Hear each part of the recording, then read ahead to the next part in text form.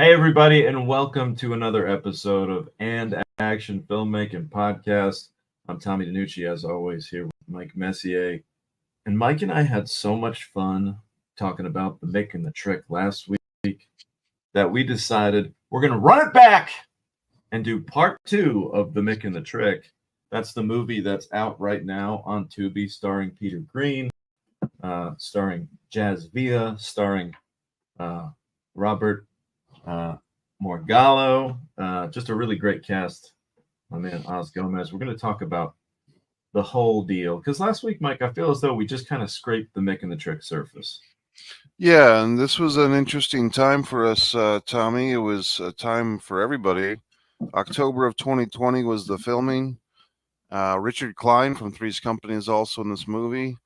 And just the fact that a movie was filmed at all during the middle of the pandemic. And you and I were talking last night about this show, and these producers were able to make a movie during pandemic where at the time, buddy, there was no vaccine out.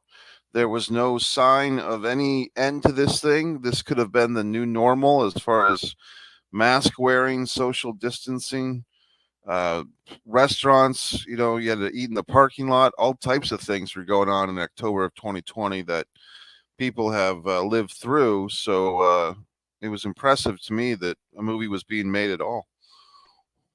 Yeah, it was a wild time. Like you said, lots of uncertainty, but nonetheless, we banded together and made this film, and I'm pretty damn proud of it. Again, this is one of those movies that it was a long time between when we actually shot the movie to when it came out. So there's that period of a couple, 2, 3, sometimes even close to 4 years where you kind of haven't seen this movie that you poured over and worked so hard on, and then you kind of can get to come back to it. And there's something about seeing it like presented from a big platform like a Tubi or like a Netflix or like an Amazon Prime. Like when you see it officially, it kind of feels like you're watching it for the first time. So I got that effect when I went to watch it, and we highly encourage anybody watching, if you haven't seen the Mick and the Trick, you should make an appointment to go watch that tonight on Tubi, because the best part about Tubi is it's free, Mike. That's why a lot of people don't realize this. Tubi was the number one watched platform in the world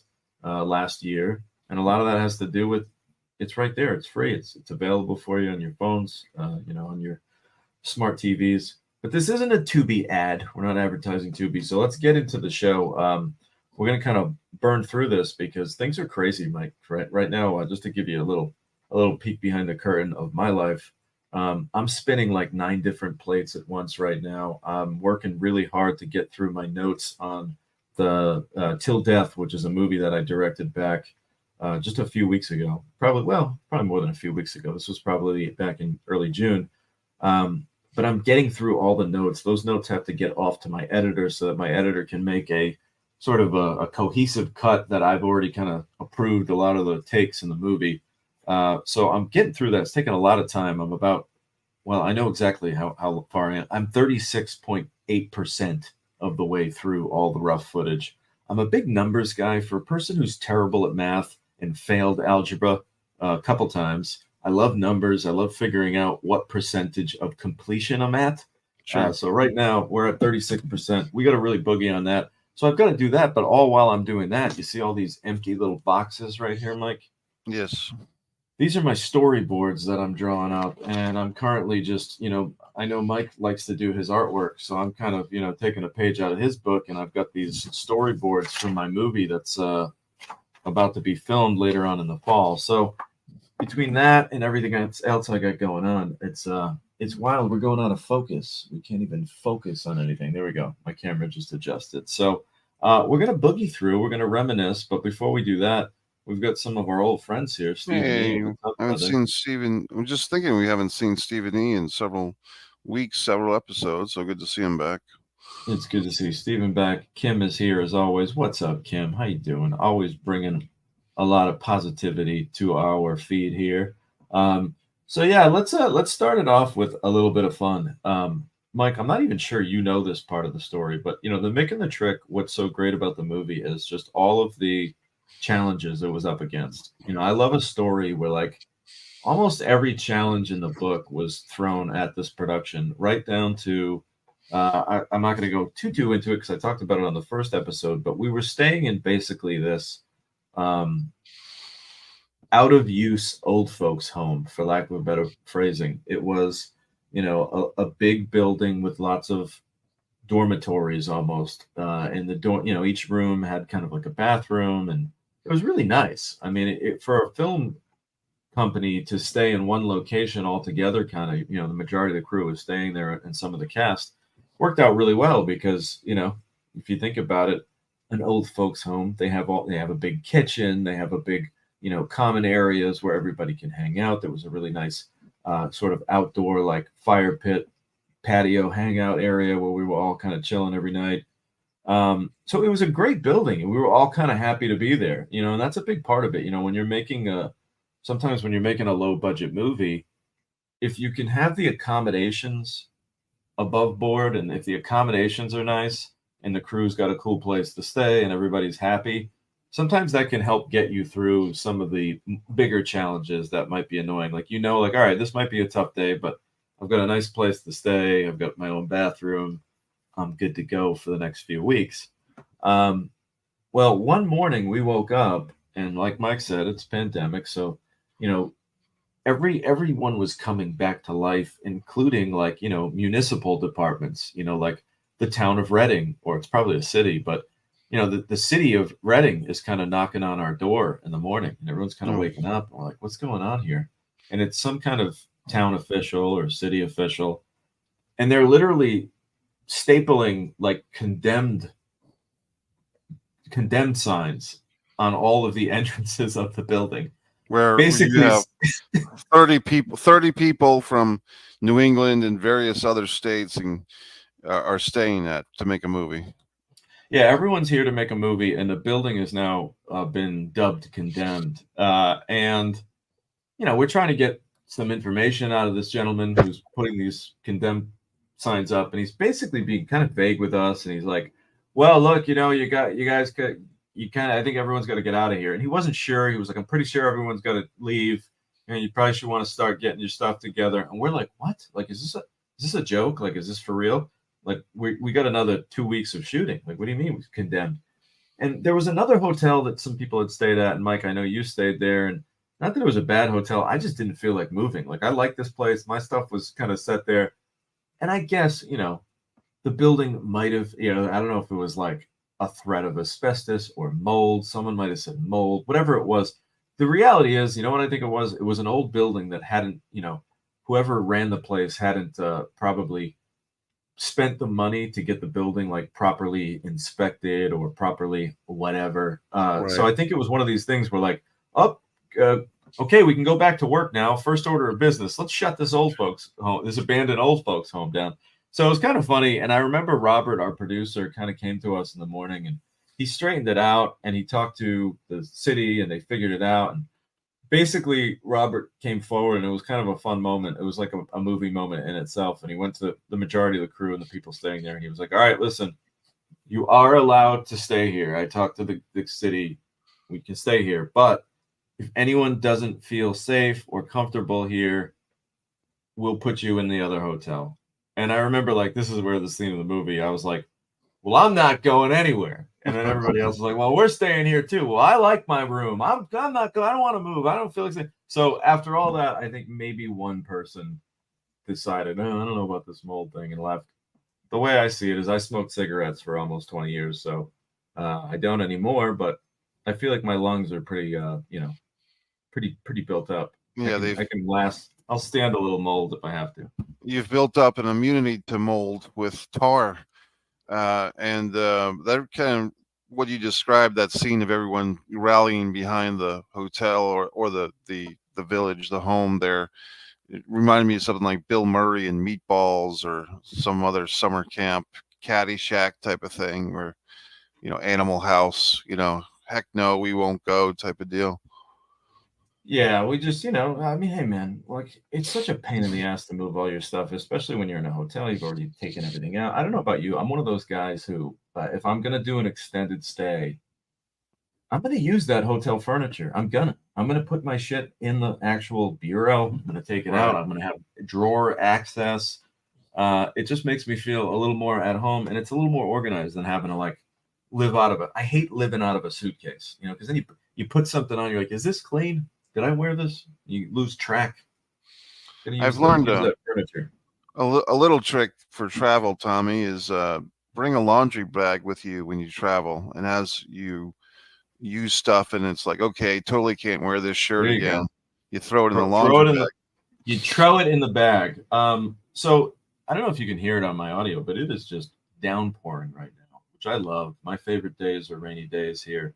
Um, but I will say, this is my little segue into, we were definitely blessed with great weather on the Mick and the Trick. You know, like thinking back, man, weather really is this kind of, it can ruin you, or it can really like just be your best friend. Again, you know, you've got a really tight schedule. You've only got X amount of days to shoot this movie. If you have an outdoor scene scheduled and it's a downpour, you can't be filming that scene. You might not have the opportunity to say, all right, well, we'll just shoot this tomorrow, or we'll shoot this next week, because A, there might not be another day scheduled where you even have that location, and B, you might have to film something else that day, and it's going to really create an adverse effect to them dominoes playing out.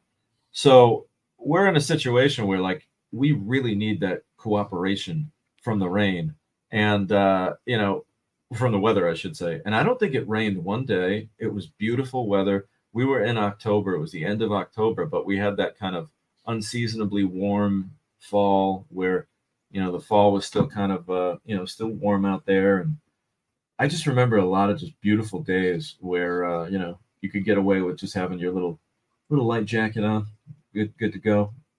Yeah, I mean, I remember in somewhere in a Walmart or something. I think it was a Walmart actually in North Reading, buying a jacket that I used for the movie, a jacket which I still have to this day. So I thought that the town was really nice, buddy. You know, and you know, being there longer than I expected to be. Like I said, I hung out at the hotel a whole lot because there wasn't a ton of stuff open.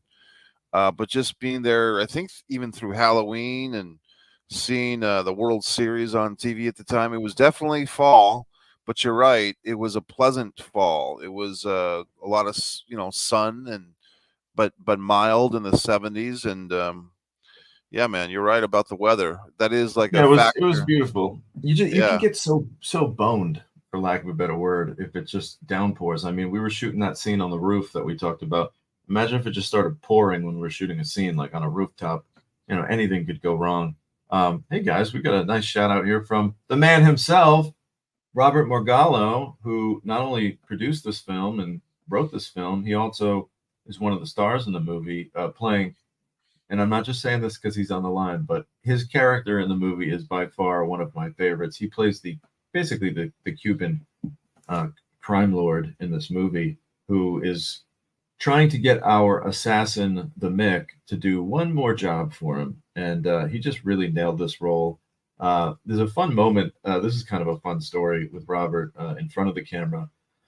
We shot this home that we were shooting in. And when I say home, that's probably not the best word for it, because I say old folks home, which it was at one time, but prior to being an old folks home, it was this beautiful estate. Like, you know, probably some very wealthy person probably lived there, you know, 100 years ago. Just picture like a massive, almost like Professor X's mansion in the X-Men. You know, it's like a beautiful building. Um, and it had this great room where it was like this parlor with this beautiful woodwork everywhere, and, you know, just beautiful fixed lighting fixtures, and there was this grand piano sitting in the corner. And I remember we finished early one day. It might have even been the first day of production or the second day of production. It was early in the shoot, and I remember we finished really early, and there was this piano in the corner. And I said to Robert, I was like, "Hey, Robert, can you play the piano?" And he was like, "Ah, yeah, enough, you know, like to, yeah, like I'm not a concert pianist, but I can play something to make it look like I'm playing something." And I was like, "That's all we need, because we're gonna loop something over anyway later in post." So I said, "You know, what would be really cool if we had this moment where this, you know, kind of intense crime boss has been responsible for killing people in the past. it'd be nice to see a moment where he's just like having a moment to himself, playing the piano.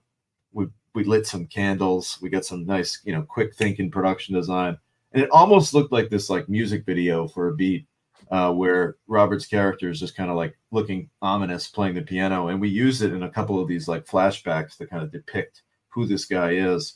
So that goes to show you, just a little filmmaking tip there, lesson. If you see something cool in your location, it might not be in the script, but you might want to figure out a way to work it into the story just because it's there. It's production value. Again, get creative and be like, even if I only use this, because I think we only used this piano shot once or twice for literally 10, 20 seconds. But that 10, 20 seconds, if you do that enough and you keep adding up those great moments of 10, 20 seconds of beautiful, production, you're going to have a good movie at the end of the day. Yeah, creatively and production value wise, anything you can get that's impressive and makes sense of the story. First of all, Charlie Short Films, our buddy there. I think Charlie's from the UK, correct? Yeah, Charlie's from across the pond. It's nice to see him. Steven says no wig today, Tommy. He's referencing, if you go on my Instagram at Tom DiNucci, I just posted a little behind the scenes video. I did a pickup shot of a scene that was added to a movie that I filmed back in March, that Glenn Ciano directed, by Hyperborea Films. Chad Verdi Jr. produced, and Paul Luba. And I got the call, and they were like, Tommy, we need you back. And I know you cut your hair. I had like hockey hair. I had like a mullet when I shot this thing, like long curly hair. And I was like, oh man, I got this short hair now. And sure enough, we got ourselves a wig. Glenn Ciano, whose father, Glenn, is actually a barber. So Glenn, has some skills with a scissor. Yeah. Glenn was actually able to cut that wig down, and it looked pretty damn good. Like, we put a hat on it, and as they say, I don't think anyone's going to be the wiser. Movie magic. And, little movie magic, brother. I think at the end of the Pretty in Pink movie with Andrew McCarthy, they did the same thing because they had added a scene at the end of Pretty in Pink months after filming the whole other movie, and McCarthy had got a haircut. So you're in good company there, buddy, with the haircut trick. Shout out to Weekend at Bernie's. And we just learned that our dear friend Charlie is from Holland. Come on, we should know that. We should know that now. We get that committed to memory from now on. Another fun aspect of this movie was, I remember the last day of the shoot was on Halloween. I'm pretty sure it was either the last day or the second to last day. Yeah. And does that sound right, Mike? Were you there for Halloween? Well, I definitely know that I watched the end of the World Series of 2020, which had like either no audience in the live, baseball stadium, because we're, like I said, it was pandemic. So typically World Series for the last 10 or 20 years, there is a game on Halloween night, which is kind of interesting. So this makes sense because I got there at mid-October and stayed through towards the end of October at least. So yeah, it was fun. Some people dressed up. Anytime, like, it's always like, it reminds me of like Spirit Week in high school. Right. When you're like, today's like school colors day, tomorrow's gonna be hat day. When it's Halloween, everybody has a little more fun on set. We were wearing masks anyway, so I think I went to the Walmart and I bought a werewolf mask, and I showed up to set in that, and that was kind of fun. Yeah, Robert just confirmed our last day was Halloween. And I just remember that being one of the longest days of production ever. And it was really cool. Again, like, Robert and Oz kept the pedal to the metal. A lot of producers would have been like, all right, listen, at X o'clock, we need to shut this thing down. And they were basically, early on, I remember early in the day, it was probably like a 12-page day or like a 13-page day. And I remember just telling Robert and Oz early, like, I think we're probably going to go over. We just have so much left to shoot. And I remember them just being like, just shoot it. This is it. Like, we got everybody here. It's the last day. Basically, and I don't mean this in like it wasn't in like a bullish way or like in a, aggressive way, but it was basically like, look, as long as the crew is here and they want to keep working hard and completing our day, let's go out and get it. And, it was safe. We weren't doing anything dangerous. It's not like we had to, massive stunts or anything like that. It was just a lot of work that we had to get done. And we just pushed and pushed. And I want to say that was like a 14 or 15-hour shoot day from start to finish. But we got it all in, we wrapped. And then that was one of these days where I'm trying to think, because it's all coming back to me now. I'm pretty sure it was an overnight, our last night. And I think we started on Halloween night, like right around probably like, I think it was like a 5 p.m. call time or something like that, 5 or 6. It was like just got dark. And I remember we shot, sun was up. It was like 7 or 8 in the morning. We filmed there. And then this is the crazy part. Here's where the story gets nuts. Nobody slept. We all wrapped out of that building. And the majority of us went back to our place where we were all staying, the old folks' home. And it was again like a nice, unseasonably warm day. And we just partied like outside, literally just like drinking beers, hanging out, nothing crazy, just like eating food, hanging out, having fun, listening to music, literally until it was dark out. Like I remember like it just kept going and going and going. And like, it started thinning out and thinning out as the afternoon went by. And then like I remember like around, it was nighttime and it was like me, Robbie Savage, and like a couple other people. And we were just like, how the fuck like how are we still a lot like up right now? Like I remember walking off to like, probably like take a piss in the bushes or something. Forgive me for my my animal nature. Oh, But I remember just like, apologize to the bushes, buddy. Jeez. yeah, I'm over there in the bush and I'm just having this private thought. And I like look at my watch. I'm like, it's 5:30, and I'm like doing the math, and I'm like, I've been up for like 24 straight hours or Yeah. longer than that because we got to work at 5, and I'm like, and I was like, I was pretty proud of myself. I was like, I could still go if I had to. I was like, I'll shoot another 6 hours right now. Yeah. So when you've got adrenaline and when you finish a movie, when you wrap a movie, you get this. At least I do. I get this like crazy rush of adrenaline that's like you couldn't. And there's not a drug on the planet that could kind of give me that feeling. Yeah, and I mean it's a testimony to the cast and crew involved on this one that people had their energy, kind of peaking even when wrapping up, which is good because a lot of times people, buddy, just don't understand if they haven't been on a film set. Like it's a unique animal as far as work goes. Like when you say 12, 15 hours days, some people might hear that and say, "Oh, yeah, but you could have left and come back the next day." Well, in this situation, there is no next day because people are there for a specific amount of time, and once that's up, people have already booked their next gig, perhaps crew or cast, and so it's a really interesting challenge to make a film under any circumstances, but with this, to harp on it a bit, I mean, the pandemic was such a obstacle for people getting stuff done, and to even get this done was an accomplishment. Yeah, and the other thing too, it's like, you mentioned a good point. It's like, no, there is no tomorrow. We can't bring anyone back because it's a monetary thing too. Like, forget about like if people are booked. Like the reality is, and this is what people will never understand. And I try to explain it to people, and I know people realize like, oh, movies cost money. And it's like, no, you have no idea how much they really cost. Hold on, excuse me, I'm choking. I'm gonna hit my mute button here. And Yeah, I'll talk a little bit. Tommy's recovering. Yeah, for okay. Okay. So Hey, I'm back. I'm back. I had to get rid of something, if you know what yeah, I we mean. heard that, buddy. Yeah, very good. Sorry, guys. Hey, it's a little rainy, but basically, like even a low budget movie, you're talking like, let me get focused here. Let me make this real intense. Even a low budget movie, you're talking like literally enough money gets spent on a daily basis when you add up the cast, the crew, the food, the gear, the rentals, everything else, the location fees. You could literally buy a car every day. You could buy a new car. Oh, day one, buying a new car. Day two, buying a new car. Day three, buying a new car. All the way through to day 15 or whatever. That's how much money each day is. So to say like, all right, we're just going to tack on another day, it's like that could be literally tens of thousands, if not $100,000 on some movies just for that one day when you break it down throughout all these different expenses.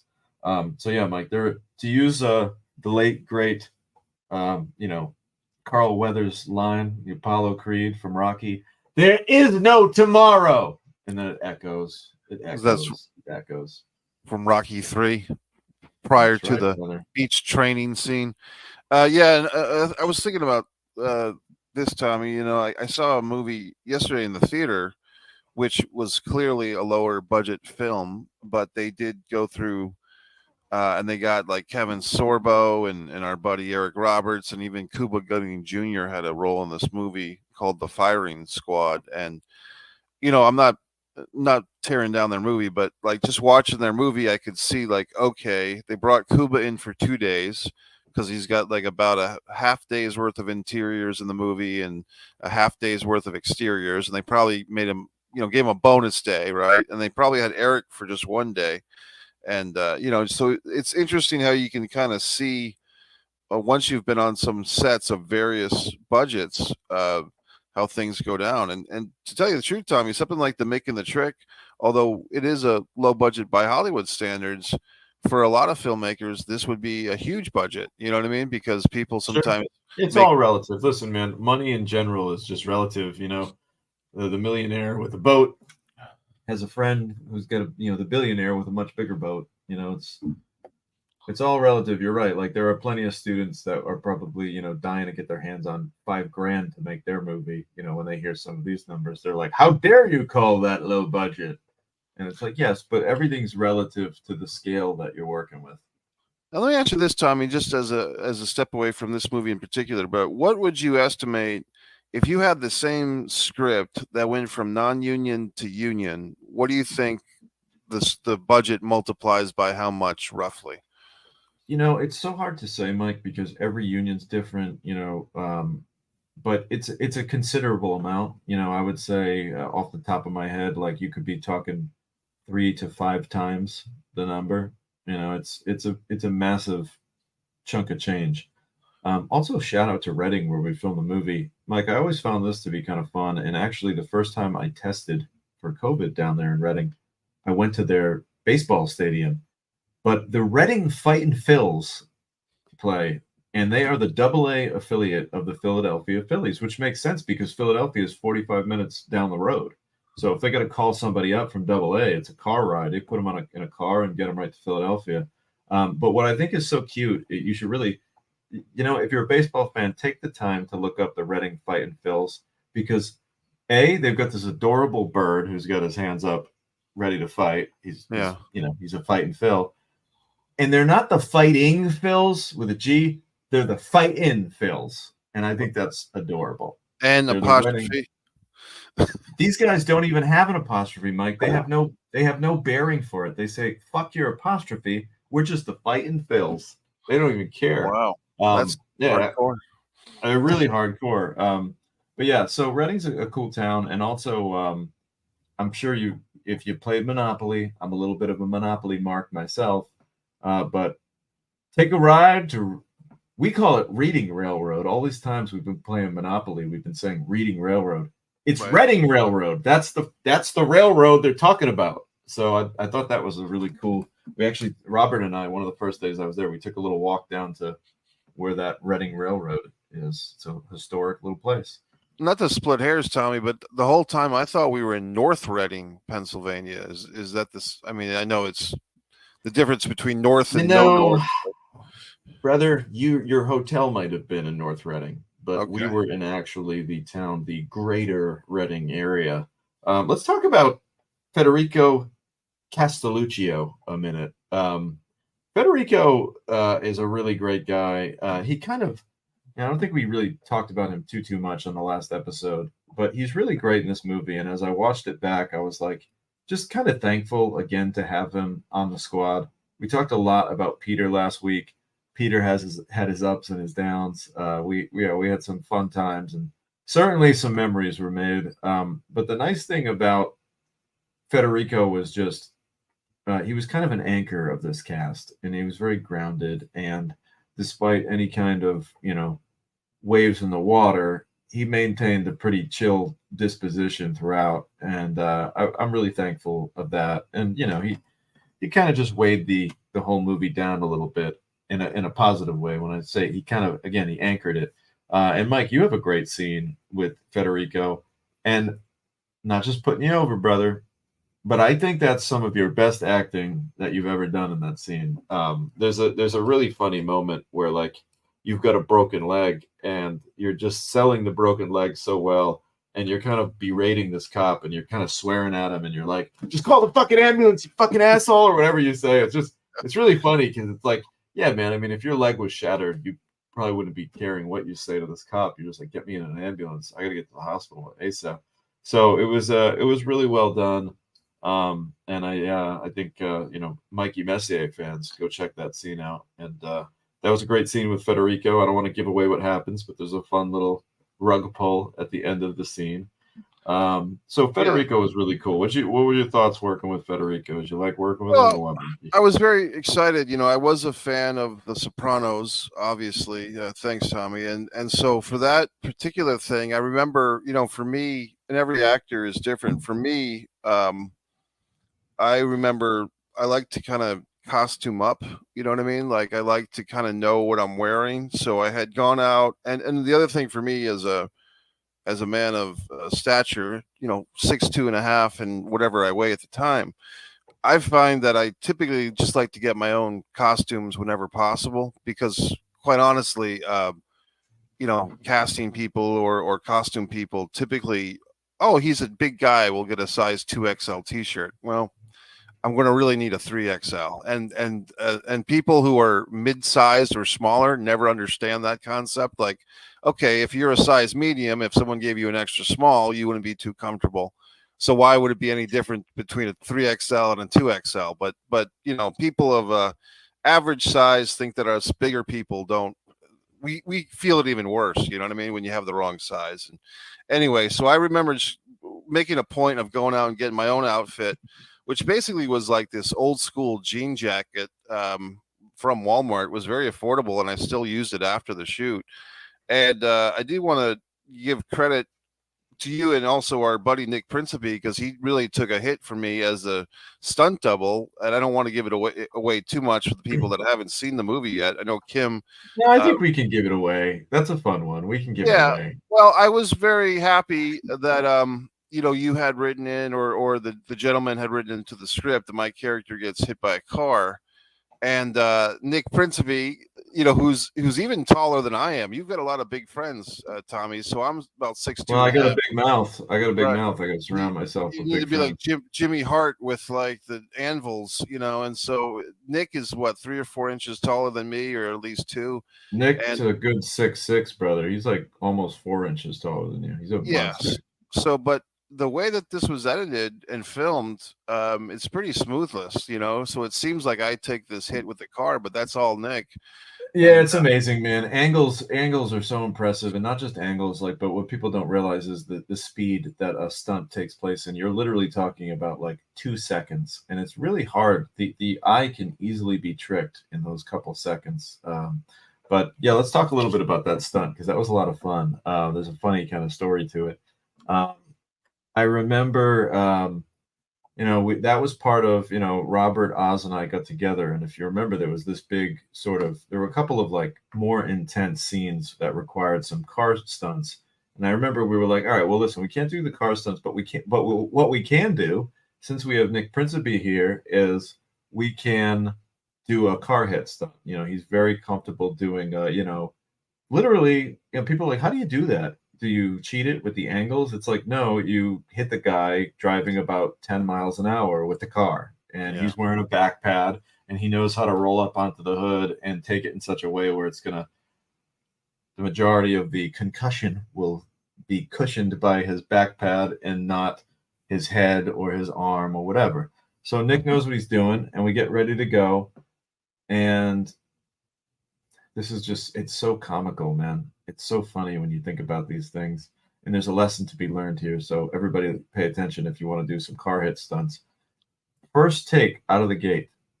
We're not even shooting. Nick goes, I just want to feel it. Let me just kind of rehearse one. And in my mind, I'm just thinking, and it's one of those things where you don't want to step on anyone's toes. It's like, well, he's the stunt guy. He's coordinating this stunt. He knows what he's doing. But in my mind, I'm like, Nick, you're 260. You're going to jump onto that hood even if you don't hit the glass, like the impact of you hitting the hood is going to crack the fucking windshield, most likely, right? But forget it, Tommy. You're just the director. What do you know? You know, just forget it. Let him do the rehearsal. Boom, he comes right out, and I think we rolled on it. I think we were rolling on it.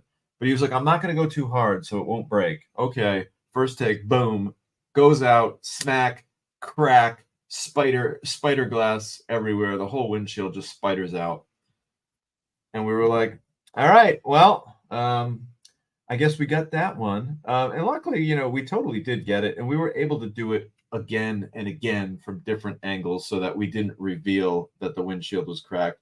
And we were able to, again, little editing tricks. We were able to put the camera inside the car, and we got a really great shot of Nick's back hitting the windshield and then rolling off.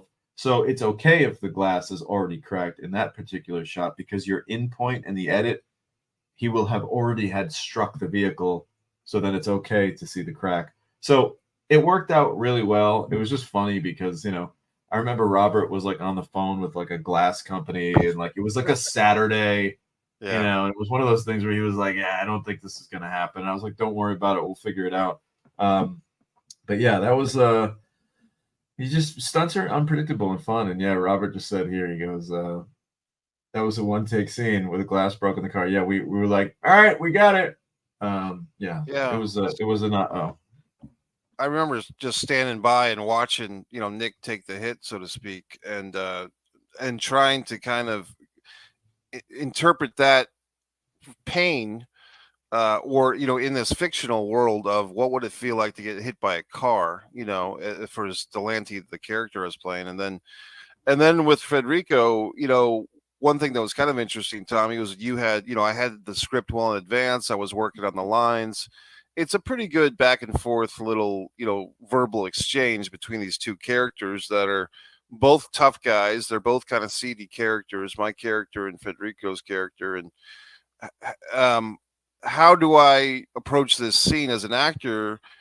I didn't really want to be too chummy with Federico, because in this plot of this film, as far as I could tell it, Delante and his character, the police officer, had never met each other before. So they're basically thrown into this life and death crisis of power and who's got control and who's going to get information out of who. And a lot of who's depth in there, buddy. A lot of right. depth you put into this. Well, yeah, you try to do your job. So, I mean, basically, it's like, how do I approach this as an actor? Well, my theory was I don't want to chummy up to Federico before the shoot. I don't want to say, "Hey, buddy, you want to run lines?" Because, in my opinion, normally I would do that. But for two people that are coming into two characters that are coming into a life and death situation, they wouldn't have a rapport. They wouldn't have a chumminess. They wouldn't have a chemistry. All that would have to take place in the moment. So my approach to the scene, which I tried to do, was to do that. And then I know once we started filming scene, Federico and I weren't exactly on the same page for our lines. So maybe that theory didn't work altogether, but somehow it came through that I Yeah, I think. remember you guys were stepping on each other a lot. Well, yeah, and I think that's because, and this is how I saw the situation, Tommy. You could tell me if I'm wrong or right, but he's obviously the more experienced high level actor. He's been on HBO for weeks at a time. He's been in bigger productions than I have. So my feeling is, and he's got a bigger role in this movie, in the Mick and the Trick. So my feeling is I'm kind of the undercard guy who I've got to kind of go to, the main event guy. And it's up to me to kind of make him comfortable with the scene. But like I said, my interpretation as an actor is this is not a comfortable scene. This is an antagonistic, in the moment, visceral. Yeah, and listen, that's and I'm not saying you're doing it right or wrong. I just think that a lot of actors are different, and every actor has a different approach, and how you want, like that's more of like a method approach that you took, where you physically did not want to even associate with this guy so that there could be some level of authenticity to the scene. Whereas there are other actors who can go right up to Federico and say, "Hey, pal, how are you? Where are you from? New York? Oh, great. Yeah. Oh, did you try the turkey sandwich? Yeah, it was really good. All right, yeah, let's do this thing," and they can flip the switch and turn it on.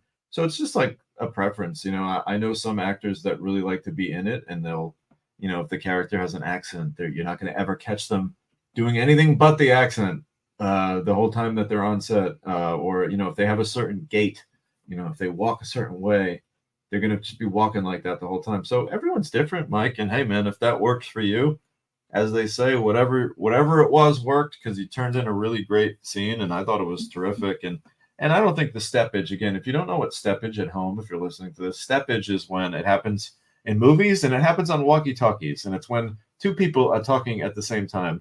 And listen, a lot of times in scenes, it's okay to have steppage. There are a lot of moments in real life. You know, real life isn't like you must be holding the ruler to speak. Okay, I'm going to say something. Now I'm handing it off to you. We're always talking at the same time, and that's what can look really authentic. However, steppage can be a real problem in the editing room, because there might be a portion of one take that you want, but you can't use that from this side because this guy's talking over it, and now I have to do some Frankenstein style editing just to make this work from an audio standpoint. So as much as like in a two shot where you have both actors represented in the scene, steppage is okay. We can see them both talking. But if you have one actor on camera and one actor off camera, and then there's steppage, that ain't gonna fly, because now it's like the person watching the movie is gonna be like, wait, who's they're gonna be confused a little bit. And there's a great old adage, Mike: if you confuse them, you lose them. So you know, that's why we just want to avoid steppage. But yeah, that's a great scene, and let's everybody take a look at it. You know, go watch Mikey's work. Mike, if I were you, brother, I don't know how you haven't already done this. I would take that scene and cut it up, or record, put it on all your platforms and your YouTubes, and put that shit on your reel. Shout it from the mountaintops. Let's talk about my dear friend Armin Garrow real quick as we wind things down. We got about another 15, 20 minutes here on the show. So I just want to talk about my friend Armin, who came in. And, you know, one thing that's kind of fun about this movie is Armin does a Cajun accent. Yeah. And it's really unique and really fun. And he has this whole bit. And you know, that's another case where, like, sometimes when you cast certain actors, you just get such a bonus, man. And Armin was just such a he comes with so much, you know, like Right. he had this moment where, you know, all of these prostitutes basically come into his garage, and he's sort of arranging each prostitute with a different worker of his. It's like his gift to his employees. Like, I've got these girls for us. And he, you know, originally in the script, it's very small. It's kind of just like, you know, he kind of like points them out, and they, okay, you go with him, you go with him. But in this movie, he did this whole limerick, and he wrote this whole like kind of sing-songy monologue about who should be with who and the reasons why. And it was really great. And again, that's just like extra bonus work that you get from Armin. And he was really great. And the Cajun accent was kind of funny, because I remember he came to me with it. And he said, Tommy, what do you think about this guy having like a Cajun accent? Like, you know, maybe he's on the run, you know, like he was a criminal from down south. He had this whole backstory. Like, he's a criminal, and now he's moved, and now he's working with these guys up here in New York. And, you know, he's not from around here. And, you know, New York's this melting pot with there's all different types of people in New York. And, you know, why couldn't there be this Cajun guy who's got this wrecking service? And I was just like, hey, let's do it. You know, in my mind, I'm like, hey, it's pandemic time, and you got your ass in a car and drove 6 hours all the way down to Pennsylvania to be a part of my movie. If you want to come to set and do something unique and bring something different to the table and play a character that you've never played before, who am I to say no to that? So I was all for it. And I remember I showed it to Robert and Oz. I was like, hey, what do you think of this accent he's going to do? And they liked it too. So I was like, hey, if Robert likes it, Oz likes it, Armin's happy doing it. Fuck it. We got a Cajun man in New York. I wanted to talk about, I think he had what you used to call pork chops as far as the facial, like sideburns that are more Mutton like chops, baby. mutton chops. Yeah, I like those. And yeah, I was happy to see Armin in the movie, because I don't think he and I were there at the same time. So it was nice when I saw the movie on Tubi that Armin pops in, and he's, and I think with New Orleans, man, it just seems like this is kind of this place in the United States where rules are different and morals are different. You know what I mean? Like it's a little not Wild Westy. It's a little yeah. Mos Eisley Space Cantina. it's not the Midwest, it's not the farmer's daughter, you know, it's just a different type of atmosphere, and I think Armin kind of personified at least one rendition of New Orleans. So I enjoyed his performance quite a bit. Yeah, and you know what, man, listen, I the word fun gets thrown around way too much. I personally don't like fun. I think fun is bullshit. But I will say this, you can tell Armin really genuinely had a lot of fun playing that part, you know. To me, fun is like if you're having fun, you're not working. What are you doing? I don't It's like not the word. fun. I don't like the word silly. I was talking to our Well, buddy Kim Kaling the other day. Dropped the word silly, and I instead of answering her question about whatever she was talking about, I went on a rant that I don't like the word silly. I find the word silly to be silly. I find it what to if be. you're what if you smack someone silly? I find it to be diminishing. Slapping someone silly. I don't. I still. I just the word silly to me when Still people gets use you. it, it upsets me because it sounds like it diminishes whatever's being talked about. You know what I mean? What about fusilli pasta? That must be a It's a type Cranston thing, buddy. It's a fusilli is a type of pasta. It's a very anyway. Okay, let's talk about Darlene Trejo. You know, there were a lot of masculinity in this movie. A lot of guys in the movie. So Darlene kind of came in and anchored it down and played a very solid kind of understated performance as this detective who's just kind of you know, been after the assassin played by Peter Green, just on the hunt for him the whole movie. And again, you know, certain characters need to be like a metronome in a movie, you know. And I think that, and I don't mean that to say like it was a boring performance because you know, metronomes just tick tock, just kind of setting the tone, but it was a very important performance for her to have that kind of grounded metronome like performance that could just kind of tell the story throughout from start to finish while we have all of these other wild vibrant, like we just discussed, Cajun characters, and you've got Cuban drug lords, and you've got, you know, like almost every character was so big. You get this Right. Irish Fred Sullivan playing the Irish mob boss. Those characters were all so big and kind of, you know, present that it was nice that Darlene kind of just, she was almost like just the facts ma'am, kind of, you know, to use that old cliche line. And I really like what she did in this movie. Sometimes I use the term straight man, or in this case, straight woman. You know, like the person who, like the Abbott and Costello. I think it was Lou Abbott was the taller, thinner guy.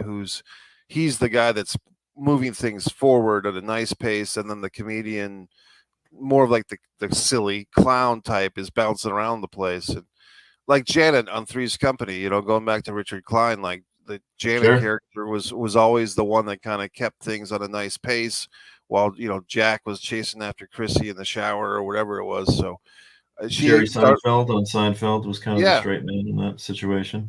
right. You got Kramer and you got Newman and even George are all these clowns, and Jerry's kind of the straight man to all of them, and to a lesser extent Elaine.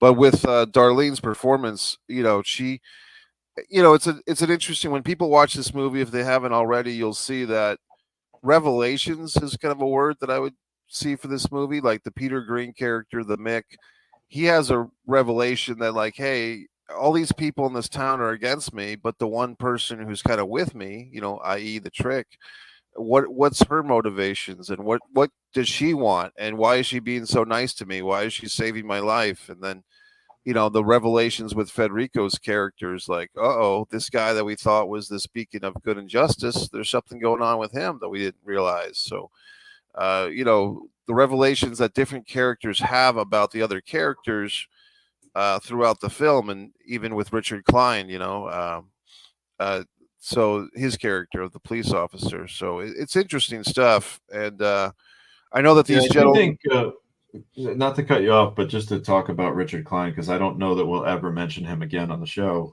moving forward.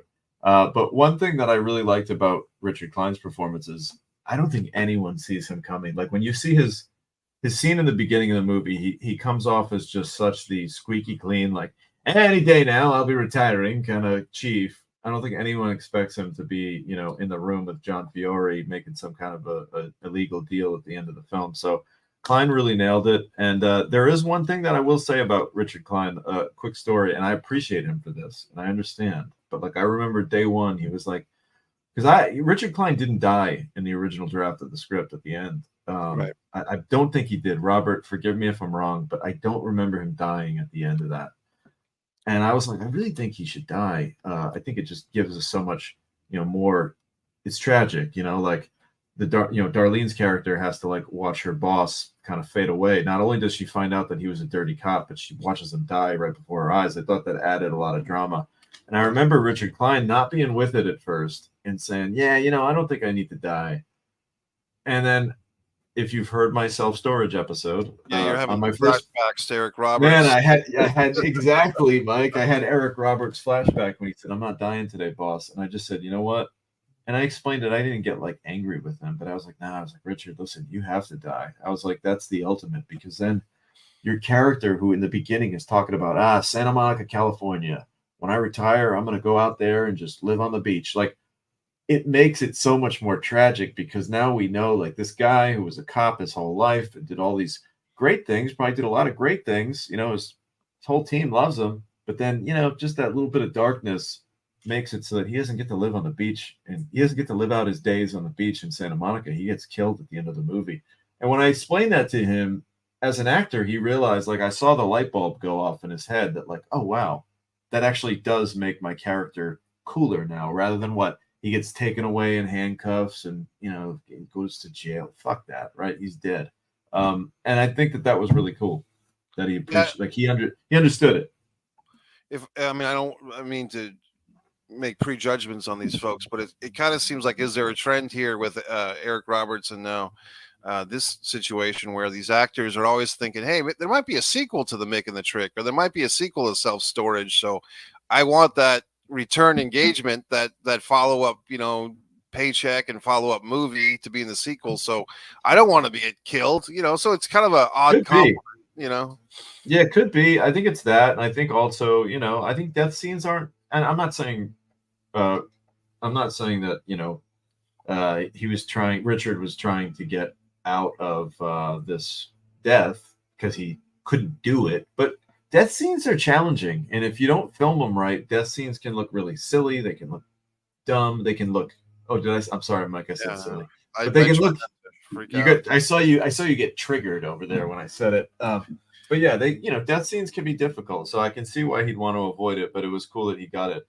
All right, I want to wrap this up now, and I just want to talk about a very important aspect that, just like on our podcast, how we're kind of glossing over this. This is the biggest part of filmmaking that always gets glossed over, and that's post-production. So we're going to spend about 5 minutes just talking about the post-production aspect of this whole project. I remember one of the last days, or second to last day, I'm talking to Robert and Oz, and I'm like, so guys, what are your plans for post? And, I run Woodhaven Media is a post house as well, my company. We've done post on several films.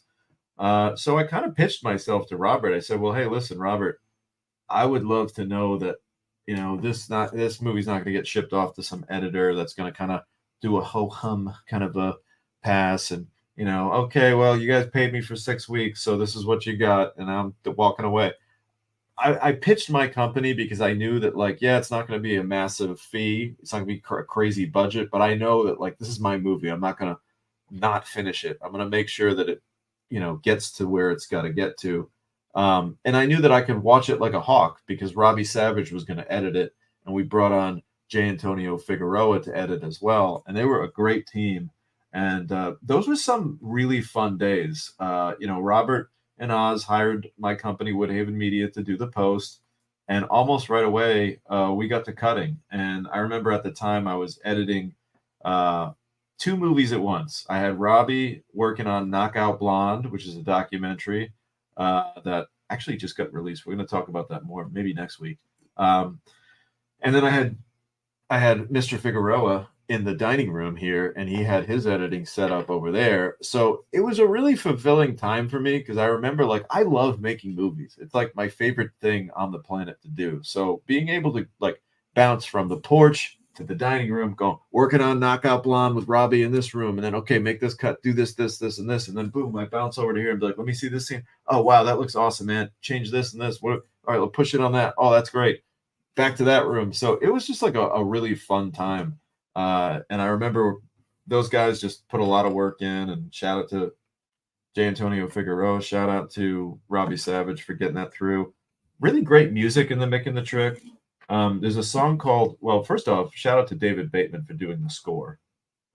David Bateman's a composer who I've worked with probably a dozen times now, and every time he just nails it. We've got a great rapport, great communication back and forth, and I just love the work that he does. It's all very specific to the genre that we're going for. This is a 90s movie, you know, it's kind of set in that era, so that the score itself kind of has some 90s action vibes, which is really cool. A company in Canada, a very small team called Purple Dog Media did, or maybe they're Purple Dog Productions. I know they're Purple Dog, and they're up in Canada, and they handled all the audio work. So really, the fascinating thing about the post on this movie, it was a very small team. I mean, I don't know exactly how many people work for Purple Dog, but I want to say it's probably, you know, working directly on this film, maybe 3 or 4 people with Purple Dog, Robbie, Ant, Dave Bateman, myself. You're talking about like maybe a couple other people here and there that I might have missed, but really like under 10 people. You know, it's amazing. You know, you got 100 people or more to make the movie and put it all, you know, actually produce the production. And then it all falls on the hands of just like a half a dozen people to kind of put these pieces together and get it out. And we talked about this on last week's show, but I just want to stress it. It was a long time coming to get this movie out. It took us years. You know, it was a couple years between when we said, all right, we're picture locked, and the guys approved it. Robert and Oz approved it.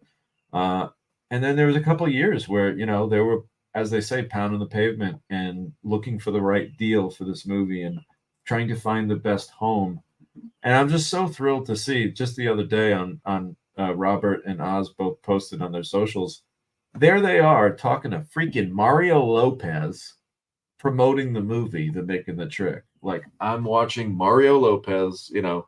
Saved by the Bell. Saved by the Bell. I loved AC Slater. Who didn't? If you don't, you got a problem. Preppy. Yes, exactly.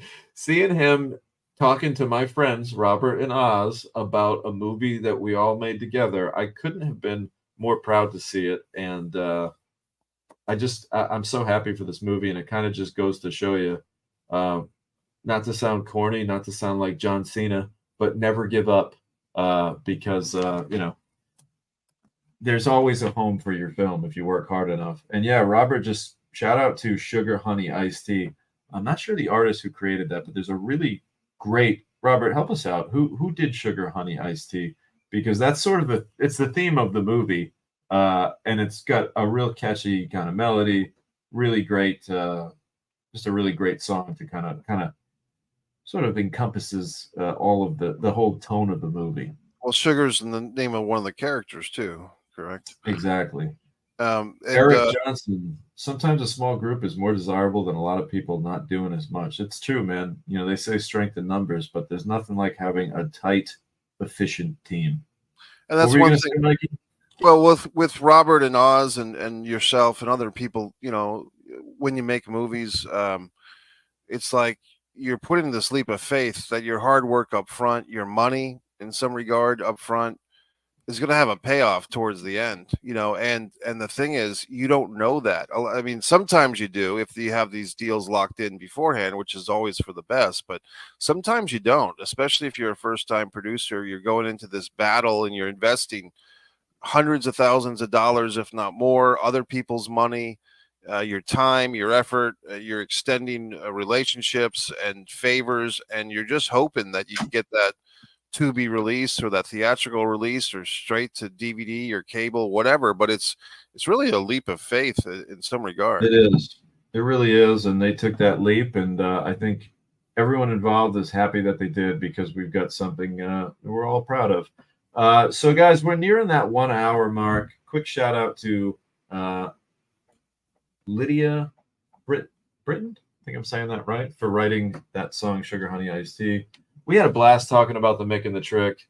We can't wait to join you again next week. We're going to have a whole fun new topic for you. Thanks for joining us, Robert. Shout out to Oz. You guys did an amazing job. Thank you for everyone listening and commenting along in the chat. If you haven't already, please subscribe to the channel. And we look forward to seeing you next week on And Action Filmmaking Podcast. Bye, guys. Have a great week.